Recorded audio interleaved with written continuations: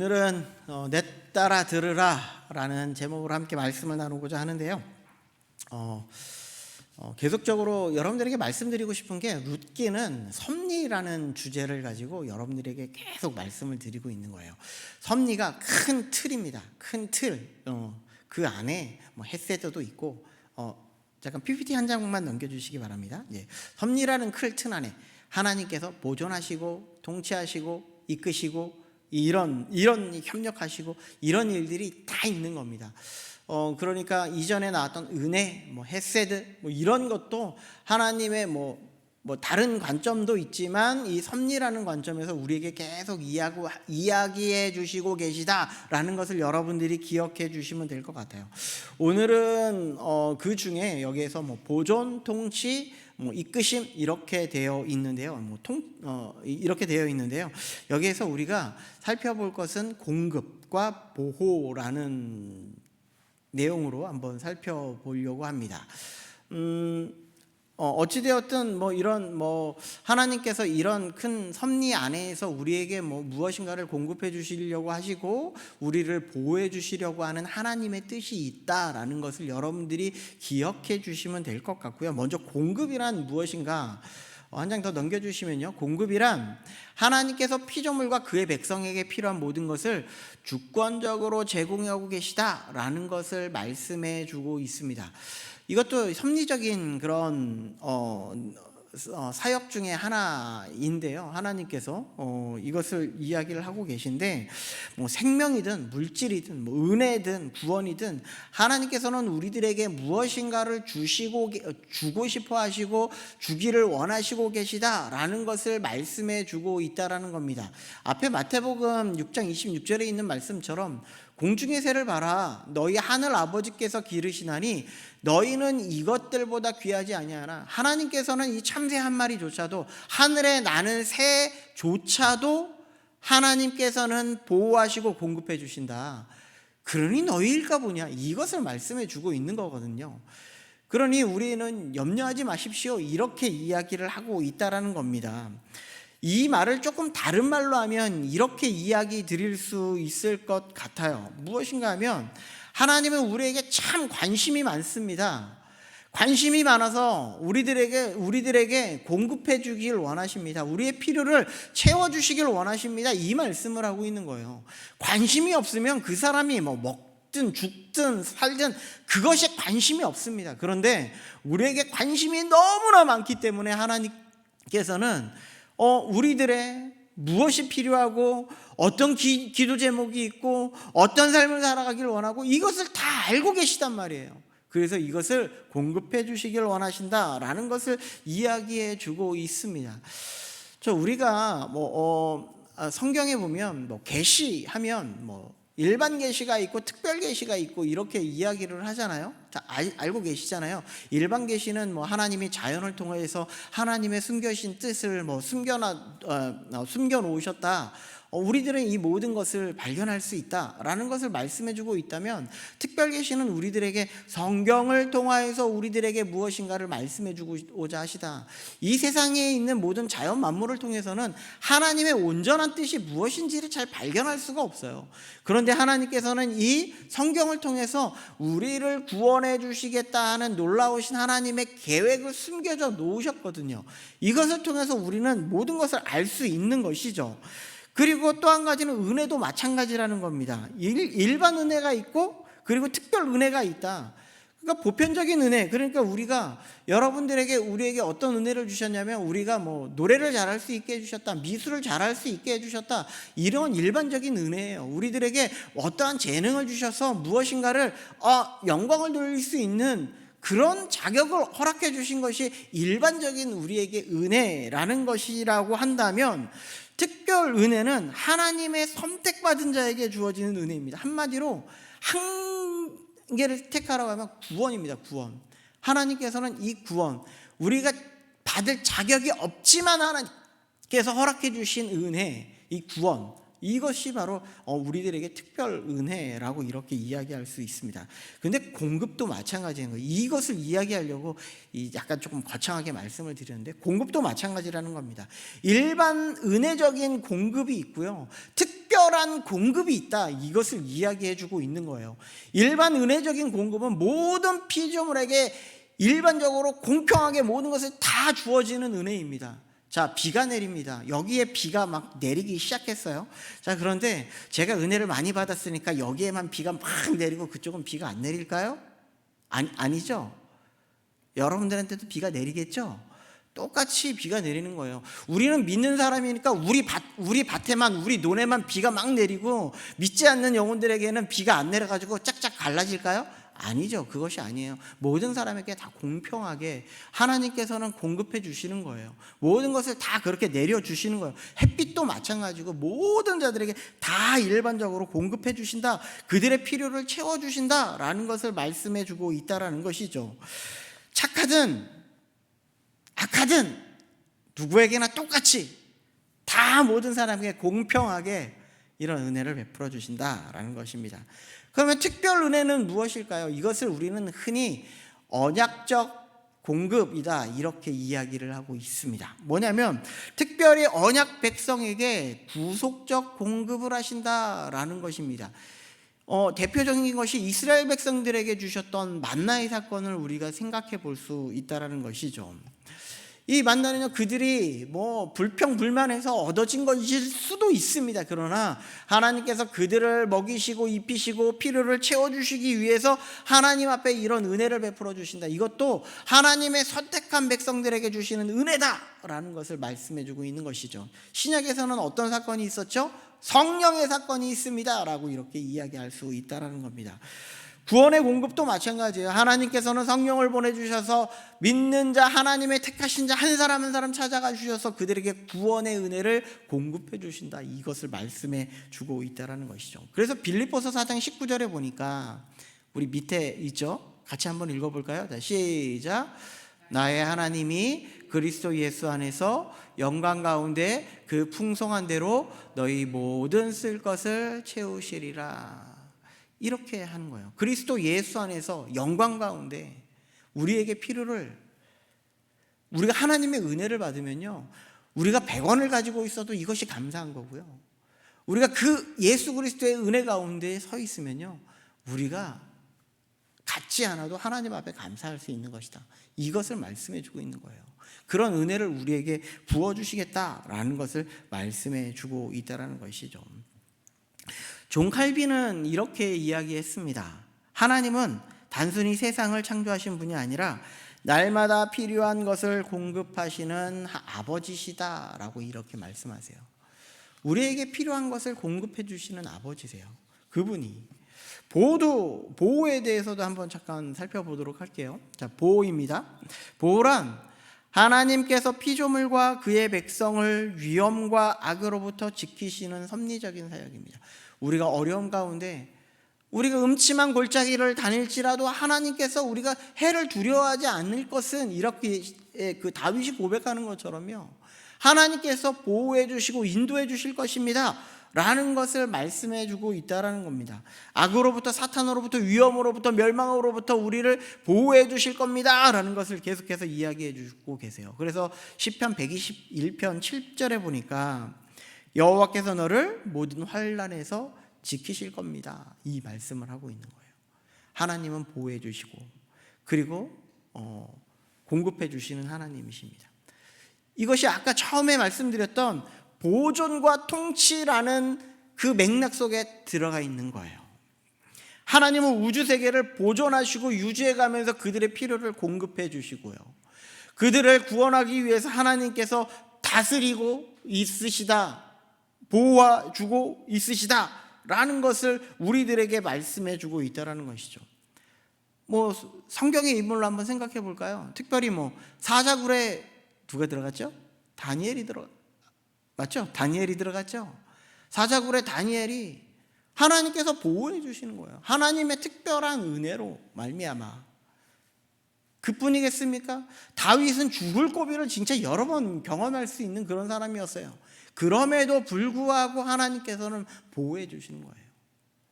사도 바울도 마찬가지이죠. 40에 하나 가만매를 여러 번 맞았음에도 불구하고 끝까지 하나님이 지켜주시는 거예요. 하나님의 보호이시죠. 그래서 로마서 8장 28절에 보니까요, 이렇게 되어 있습니다. 모든 것이 합력하여 선을 이루느니라. 로마서 이것을 기록할 당시 성도의 현실이 어떤 것이었냐면요, 정치적으로도 사회적으로요 너무나 큰 압박을 받고 있었어요. 너 예수 믿어? 그냥 사자하고 막 그 콜로세움 같은 데 있잖아요, 막 던져 놓는 거예요. 그런 일들이 발생하게 되는 거예요. 그래서 35절에 8장 35절에 보니까 뭐라고 되어 있냐면요, 환난이나 공고나 박해나 기근이나 적신이나 위험이나 칼이냐, 그들이 진짜 겪고 있는 내용들을 적고 있는 거예요. 내가 이렇게 겪고 있습니다. 이런 어려움을 겪고 있습니다. 이런 어려움 가운데 처해 있습니다. 그런데 하나님께서 이런 상황 가운데에 지켜주시고 보호해주시고 어려움 가운데에서 믿음을 지켜나갈 수 있는 힘을 허락해 주시는 거예요. 믿음을 지켜나가신 분들은 어떤 것이 있냐면요, 이런 것이 있어요. 내가 하나님을 위해 순교하여도 하나님 앞에 감사한 일이다. 그래서 뭐 주기철 목사님이라든가 여러 우리의 신앙의 선배들이 그렇게 신앙을 하나님 앞에 올려드릴 수 있었다는 거예요. 그것이 하나님의 인도하심이에요. 하나님의 보호하심이에요. 공급해 주심이에요. 보호해 주시고 그리고 놀라운 은혜로 이끄시는 거예요.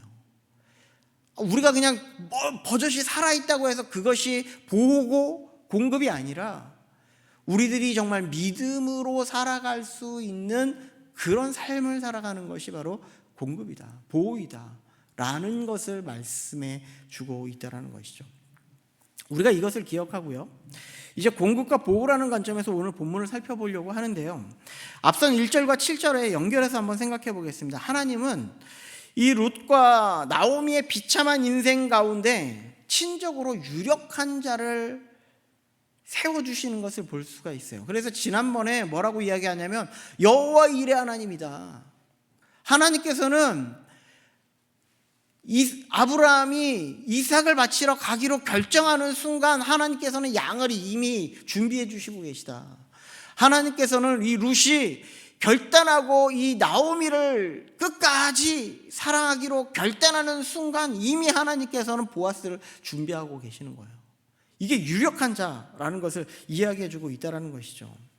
그래서 하나님의 인도하심은요, 룻으로 하여금 보아스의 밭으로 인도하게 하시고 보아스를 그 밭으로 인도해 주시고 그리고 보아스로 하여금 이 룻을 보게끔 하게 하셨다.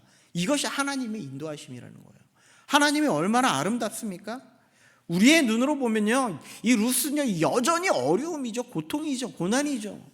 지금 내가 남의 땅에 와서 지금 뭐 하고 있는 건가 이런 생각이 들 수 있지 않나요? 그런데 이 모든 것이 하나님의 은혜로 이끄시고 계시다라는 거예요. 하나님의 보호하심이에요. 이것이 하나님의 공급하심이라는 거예요. 그래서 은혜라는 것은요, 이 우리들에게도 다른 것이, 우리가 정말 하나님 앞에 정말 감사한 게 무엇이냐면 우리가 아무것도 아니에요 라고 인정하는 순간 우리에게 은혜가 찾아온다는 거예요. 우리에게 답이 없습니다 라고 이렇게 고백하는 순간 우리에게 은혜가 찾아온다니까요. 이것이 정말 은혜라는 것, 우리가 지금 살아가고 있는 인생 한순간 한순간이 정말 하나님 앞에 은혜군요. 내가 자격이 없는데 그럼에도 불구하고 이렇게 하나님의 은혜를 부어주신 것이 그게 은혜이죠. 그래서 하나님은 이것을 원하신다는 겁니다.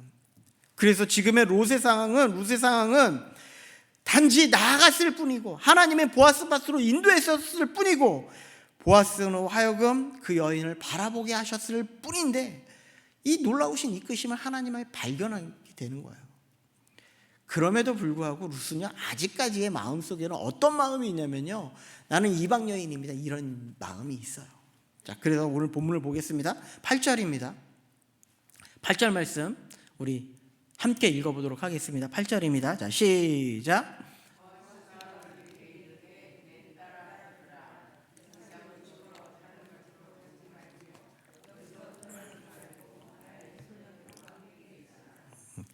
혹시 8절, 제가 2절과 6절에도 이렇게 같이 적어놨는데요, 지금 변화된 것이 지금 점점 보이기 시작해야 됩니다.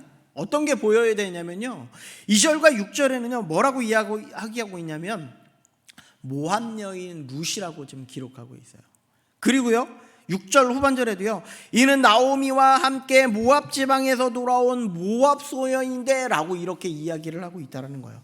사람들의 시선은요 룻을 뭐라고 어떤 자라고 이야기하냐면 모압 소녀였고요, 모압 사람이었고 그들의 시선 속에는 이방인이었다, 이것을 말씀해 주고 있어요. 그들은 여호와의 총회에 들어올 수도 없는 거고 하나님의 구원 아래에 있을 수도 없는 자였다, 이 말씀을 하고 있는데 지금 보아스가 어떤 고백을 하고 있냐면요, 이렇게 고백을 하고 있는 거예요. 내 딸아, 이렇게 고백하고 있는 거예요. 무슨 말인지 아십니까? 이렇게 말하면은요 큰 의미가 있는데, 어떤 의미냐면 내가 너의 친족이다, 내가 너를 구원할 자다, 이 말씀을 하고 있는 거거든요. 하나님께서 나를 믿으면 하나님의 은혜 가운데 있다, 이 말씀을 하고 있는 거랑 똑같아요. 요한복음 1장 12절의 말씀에 보니까 뭐라고 되어 있냐면요, 이렇게 되어 있습니다. 영접하는 자 곧 그 이름을 믿는 자들에게는, 예수 그리스도를 믿는 자에게 하나님께서 은혜를 주시겠다. 근데 어떤 은혜를 주시냐고요? 하나님의 자녀가 되는 은혜를 주시겠다. 내가 너의 자녀야, 내가 나의 자녀이다 라는 것을 지금 말씀해 주고 있어요. 하나님께서, 우리는 죄의 종이었는데 사탄의 수하였는데 하나님께서는 예수 그리스도를 믿음으로 말미암아 너는 내 아들이야, 내 딸이야, 이 말씀을 하고 있는 거예요.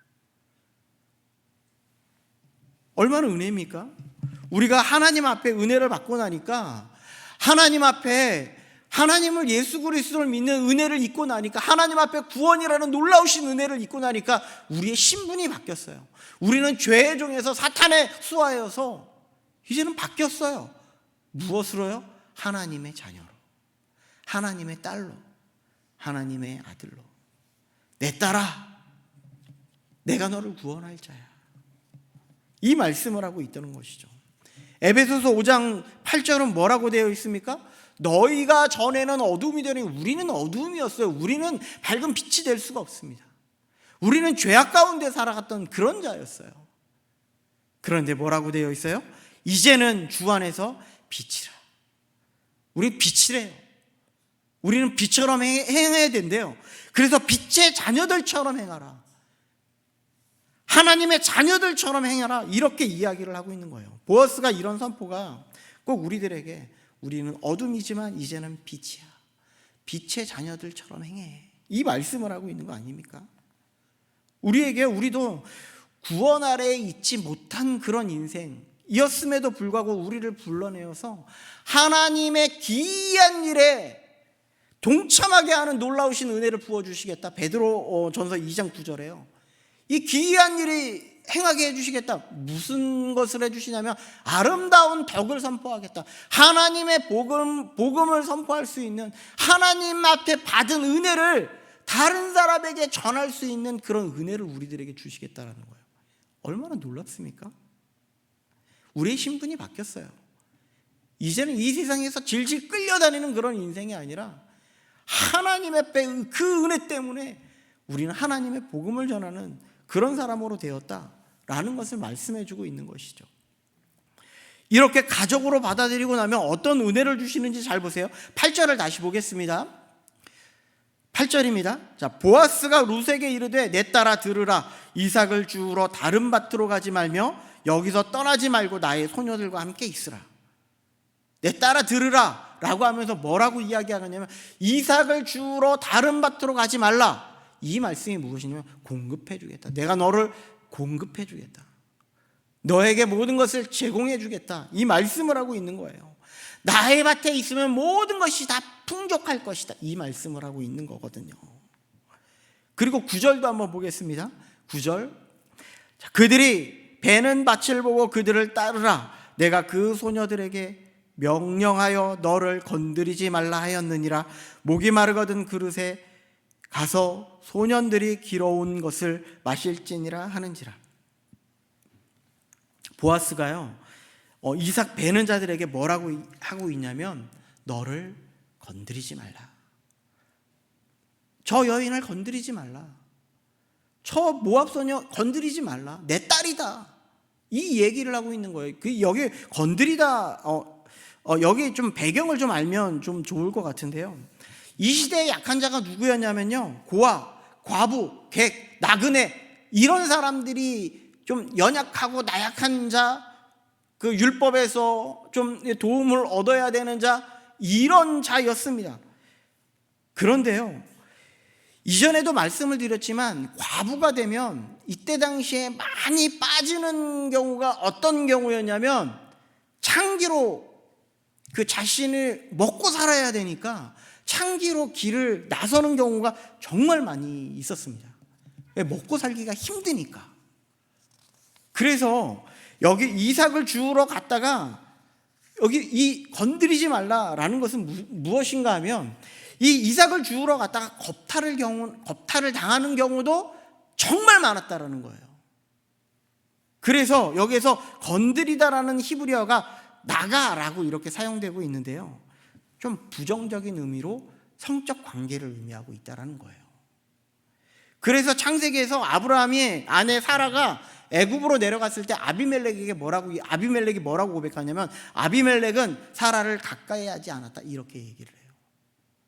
그와 난 관계하지 않았어요. 난 그 건드리지도 않았어요. 이렇게 이야기를 하고 있다는 것이죠. 같은 단어를 사용하고 있다는 거예요. 그런데 보아스는 이런 상황 가운데 롯에게 곡식을 주는 은혜를 베풀어 주시고요, 또 하나 지금 아까 8절 다시 한번 이렇게 보시면요, 앞쪽으로 뭐라고 되어 있냐면요, 소녀들과 함께 있으라라고 이렇게 이야기하고 있어요. 지금 나오미가 떠나올 때 어떤 하나님의 은혜를 베풀어 주시냐면요, 룻이 함께하는 은혜를 베풀어 주셨어요. 근데 지금요, 누구를 붙여 주셔요? 소녀들이 함께하는 은혜를 하나님이 베풀어 주시고 계시다. 얼마나 은혜입니까? 이런 상황 때 곡식도 공급해 주시는 하나님, 소녀들로 하여금 함께 하시는 하나님, 그리고 모든 것으로부터 보호해 주시는 하나님, 이것이 하나님이 지금 룻에게 지금 하나님이 베풀어 주시는 은혜라는 말씀입니다. 이렇게 은혜를 받는데 반응이 어때야 될까요? 자, 10절을 보겠습니다. 같이 읽겠습니다. 10절입니다. 자, 시작.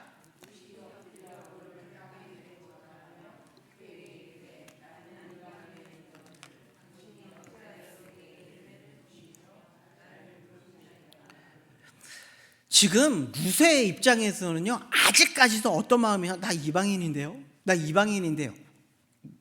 이런 마음이 있었어요. 이런 마음이.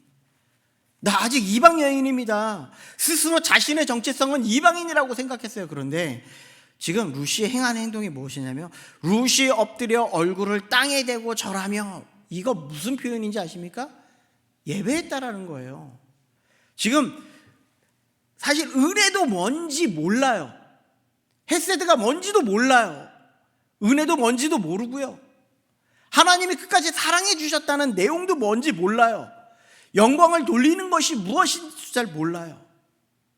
지금 그래서 보아스에게 엎드려 절하는 거예요. 감사합니다, 예배를 하는 거예요.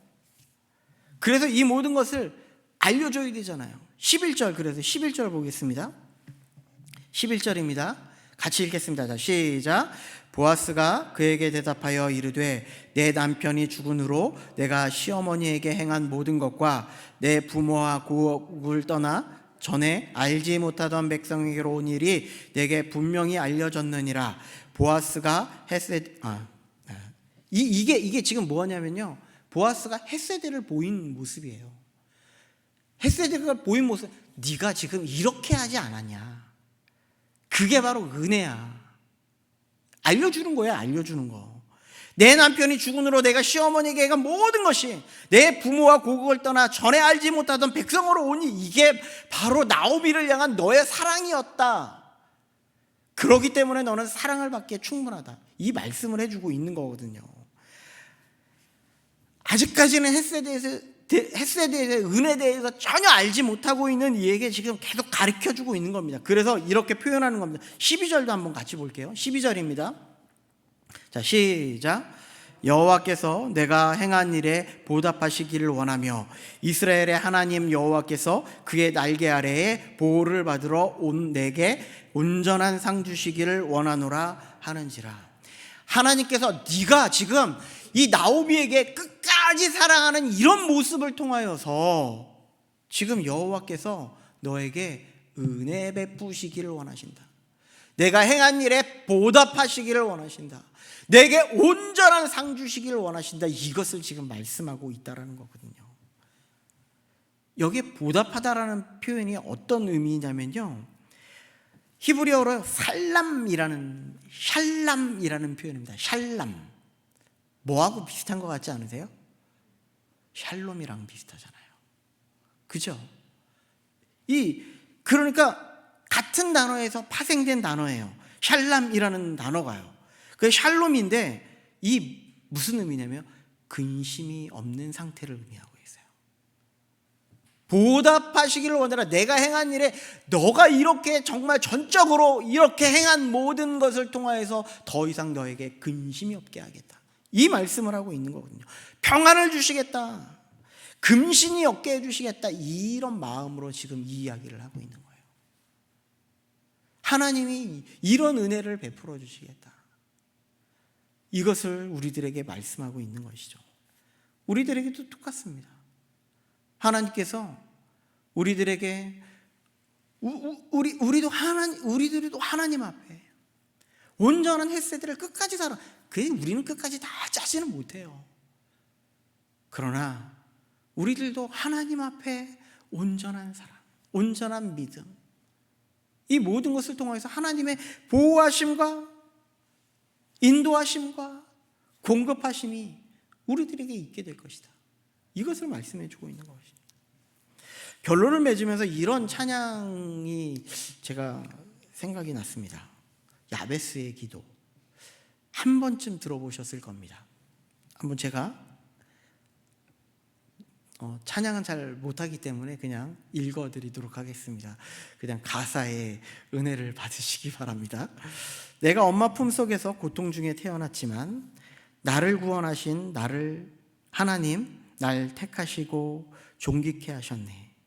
내 평생에 여호와를 섬기며 그 말씀만 따라 살아가리. 주의 집에 나 항상 거하리니 원컨대 주께서 나에게 복의 복을 더하사 나의 지경을 넓히시고 주의 손으로 나를 도우사 나로 환난을 벗어나 근심이 없게 하옵소서. 이 뭐라고 얘기하고 있냐면요, 나의 지경을 넓혀 주신다는 것이 우리의 모든 것을 필요로 해서 계속 공급해 주시니까 우리의 모든 삶이 어떻게 돼요? 나의 모든 마음속에 우리의 믿음이요 평안해지는 거예요. 믿음으로 나아가는 거예요. 없어도 믿음으로 나아갈 수 있게 된다는 거예요. 그리고요, 주의 손으로 나를 도우사 하나님께서 나를 보호해 주시고 나의 모든 것을 인도해 주실 것입니다. 그러니까 어떤 일이 벌어져요? 환난에서 벗어나 어떻게 돼요? 근심이 없게 하옵소서. 평안함을 나에게 주시겠습니다. 이것을 이야기를 하는 거예요. 이 야베스의 기도, 야베스가 이런 고백을 한 것이지만 이 룻의 상황이 너무나 똑같은 거예요. 하나님께서 그들에게 근심이 없게 하시고 모든 것을 평안하게 하시고 모든 것을 하나님께 맡기는 인생으로 바뀌게 해주시는 놀라우신 은혜를 베풀어 주시는 것이죠. 우리들의 모든 삶도 똑같습니다. 하나님이 여러분들을 책임지실 것입니다. 온전히 믿으십시오. 온전히 붙드십시오. 주님이 이끄실 것입니다. 기도하겠습니다.